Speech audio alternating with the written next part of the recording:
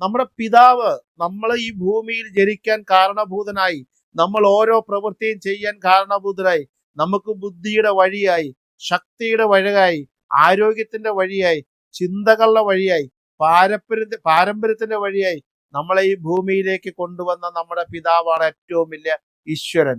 മാതാവാണ് ഏറ്റവും വലിയ ഭഗവതി. അങ്ങനെ സങ്കല്പിച്ച് അവരെ സ്മരിക്കാൻ പറ്റുമെങ്കിൽ, കുട്ടികളൊക്കെ ആണെങ്കിൽ മുത്തശ്ശന്മാരും മുത്തശ്ശിമാരെ സങ്കല്പിച്ച് ഈ 30 ദിവസവും ഈശ്വര പ്രാർത്ഥന പോലെ പിതൃപ്രാർത്ഥന ചെയ്യുക. എല്ലാ തൊഴിലും കഴിഞ്ഞിട്ട് നമ്മള് ഭഗവാനെ ഓർത്തങ്ങ് തൊഴുതോളൂ. മനസ്സിലാവുണ്ടോ?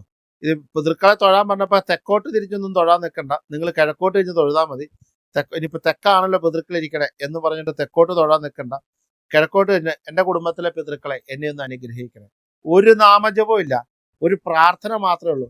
ഞങ്ങളുടെ കുടുംബത്തെ സകല പിതൃക്കളെ എൻ്റെ അച്ഛൻ വഴിക്കും എൻ്റെ അമ്മ വഴിക്കും എൻ്റെ അമ്മാത്ത് വഴി എന്ന് വെച്ചാൽ എൻ്റെ അമ്മ വീട് വഴിക്കും, അതായത് മാതാപിതാ മാതുല വർഗത്തിലുള്ള എല്ലാ പിതൃവർഗങ്ങളെയും പിതൃക്കളെയും എന്നെ എൻ്റെ മക്കളെയും കുടുംബത്തെ അനുഗ്രഹിക്കുന്ന ഒരു പ്രാർത്ഥന മാത്രമേ ഞാൻ പറയുള്ളൂ. ഒരു തൊഴിൽ, 1 മിനിറ്റ് 1 സെക്കൻഡ് കാര്യത്തെ കാര്യം അത് വളരെ ഗംഭീരമാണ്, വളരെ കേമാണ്.